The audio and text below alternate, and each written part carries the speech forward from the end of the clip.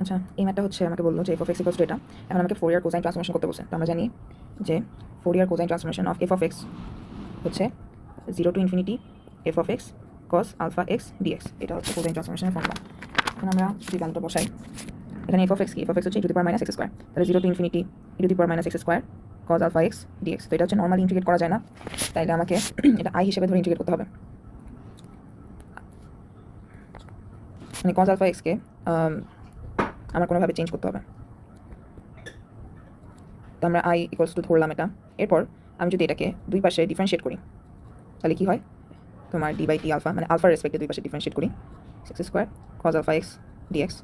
তাহলে এখানে থাকে হচ্ছে dI by d alpha equals to 0 to infinity. এখন দেখো এই পার্টটায় আমার কোনো আলফা নাই, দ্যাট ইজ এটা হচ্ছে কনস্ট্যান্ট, আর এখানে হচ্ছে আমার কজ আলফা এক্স আছে। তাহলে আমরা যদি কজ এক্সকে করলে হচ্ছে মাইনাস সাইন এক্স হয়। আর যেহেতু এখানে আলফার রেসপেক্টে করতেছি, তাহলে আমার কি হবে, এক্স হচ্ছে একটা কোএফিশিয়েন্ট হিসেবে কাজ করবে, আলফা হচ্ছে ভেরিয়েবল হিসেবে কাজ করবে। তখন আমরা লিখতে পারবো e to the minus x square এটার মধ্যেই থাকবে, তাহলে minus x sine alpha x এটা লেখা যায় ডিএক্স। ওকে, এরপর আমি আমার সুবিধার্থে এখানে একটা 2 মাল্টিপ্লাই করবো। হ্যাঁ, তাহলে আলটিমেটলি কী হবে, আমি এটা কীভাবে সাজিয়ে লিখবো, minus 2 x e to the power minus x square sine alpha x dx. এখন এই পার্টটা দেখো আমি 2 কেন মাল্টিপ্লাই করলাম, আমি যদি ডিফারেন্সিয়েট করি e to the power minus x স্কোয়ারকে, তখন এটা আসছে minus 2 x e to the power minus x square. তাহলে আমি নিশ্চয়ই ডিফারেন্সিয়েট ফর্মে এটা লিখতে পারি, এই জন্য আমি 2 দিয়ে মাল্টিপ্লাই করছি। এখন এটা কীভাবে লেখা যায়, যে half 0 to infinity d dx of e to the power minus x square into sine alpha x, যাতে আমার ইউভি ফর্মেটে করতে সুবিধা হয়। তাহলে আমি যে লিয়েটে হচ্ছে তোমার এক্সপোনেনশিয়ালকে সবসময় বি ধরে, আর হচ্ছে এটাকে ইউ ধরবো। তাহলে ওই ফর্মেটে করি, তাহলে আমার আসবে হচ্ছে হাফ ইন্টু, প্রথমে হচ্ছে সাইন আলফা এক্সের মতোই থাকবে, ইন্টু এটাকে তোমার ইন্টিগ্রেট করলে just E to the power minus x square হবে, তাহলে আমার কোনো ভেজাল নাই। দেন হচ্ছে এটাকে হচ্ছে ডিফারেন্সিয়েট করবো, তাহলে কী হবে, মাইনাস আলফা, এখানে একটা ইন্টিগ্রেশন থাকবে, minus alpha cos alpha x into এটাকে আবার ইন্টিগ্রেট করলে আসবে হচ্ছে e to the power minus x square dx. তারপর হচ্ছে এখানে 0 টু ইনফিনিটি। এখন দেখো আমি যদি প্রথমে ইনফিনিটি বসাই, আমরা জানি ই টু দি পাওয়ার ইনফিনিটি হচ্ছে 0, তাহলে এই পার্টটা 0 হলে পুরো পার্টটা আমার 0 হয়ে যাচ্ছে। এগেইন আমি যখন 0 বসাবো, তখন হচ্ছে সাইন 0 মানে হচ্ছে 0, তাহলে আমার পুরো টার্মটা আবার 0 হয়ে যাচ্ছে। তাহলে বলতে গেলে তোমার এই পুরো টার্মটা আমার 0 হয়ে যাচ্ছে আমি যখন 0 টু ইনফিনিটি ইন্টারভ্যালটা বসাচ্ছি। তাহলে আমি শুধুমাত্র কোনটা নিয়ে কাজ করবো, এখানে ডিআই বাই ডি আলফা ছিল ইকুয়ালস টু, আমি এই আলফাটাকে বাইরে নিয়ে যাই, তাহলে হচ্ছে মাইনাস আলফা বাই 2, তাহলে 0 to infinity e to the power minus x square cos alpha x dx, এই পার্টটা থাকে। ভালো কথা। এরপর এখন দেখো এই যে এই পার্টটা, এটাকে আমরা আগেই ডিফাইন করে আসছি, এটা হচ্ছে আই, তাহলে আমি ডিরেক্টলি আই বসাই দিব। তাহলে d I by d alpha হচ্ছে আমার মাইনাস আলফা বাই 2 আই।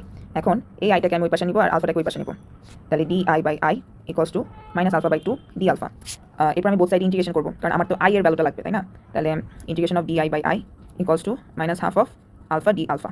তাহলে এটাকে করলে কি আসে, এটা হচ্ছে লন আই, আর এখানে আলফাকে ইন্টিগ্রেট করলে কি আসে আলফা স্কোয়ার বাই 2, তাহলে বাইরে 2 এর সাথে মাল্টিপ্লাই করলে আলটিমেটলি আলফা স্কোয়ার বাই 4 আসে, প্লাস একটা কনস্ট্যান্ট থাকবে, এটাকে আমি ধরে নিলাম লন এ। তো আমি যদি সাজাই লিখি জিনিসটাকে, তাহলে আই ইকুয়ালস টু হিসেবে লেখা যায় এ e to the power minus alpha square by 4। এখন সব কিছু ঠিক আছে, আমি ভ্যালু পেয়ে গেছি, কিন্তু আমার তো এ হচ্ছে আননোন, তাই না। এখন এর ভ্যালুটা বের করতে হবে।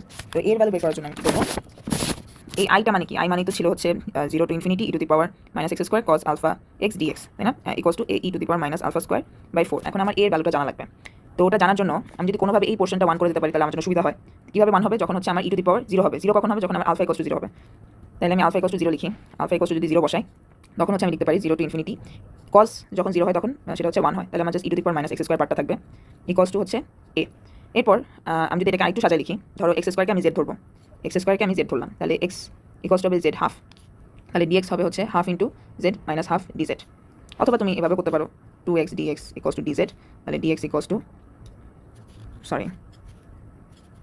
হ্যাঁ 2x dx equals to DZ, তাহলে হচ্ছে ডিএক্স ইকুয়ালস টু, ও না ওটা হাজার হয় ভাবেই করো, তাহলে আলটিমেটলি ডিএক্স আমার এটা আসে। তাহলে আমি জেড হিসেবে ডিফাইন করে দিলাম, এটাকে এই পাশে লিখি 0 to infinity e to the power minus z, আর ডিএক্সকে হচ্ছে কীভাবে লিখবো, half into z minus half DZ.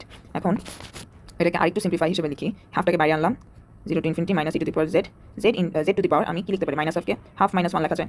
কেন লিখলাম, এটা একটা ফর্মুলা আছে, সেটা হচ্ছে গামা, গামা এন হচ্ছে আমার 0 to infinity e to the power minus x into x to the power n minus 1 dx. মানে এখানে এক্সের যে উপরে এন এর ভ্যালু যেটা থাকবে, ওইটাই আমি গামা হিসেবে লিখতে পারবো। তাহলে এখানে দেখো তো, এখানে হচ্ছে হাফকে আমি এন বলতে পারি, তাহলে এ ইকুয়ালস টু হচ্ছে, যেহেতু বাইরে একটা হাফ আছে, তাহলে এখানে একটা হাফ লিখলাম, আর আলটিমেটলি এই পুরো পার্টটা হবে আমার গামা হাফ। তারপর গামা হাফের ভ্যালু আমরা জানি কত, রুট ওভার পাই, তাহলে half into root over pi, তাহলে এটা হচ্ছে রুট ওভার পাই বাই 2।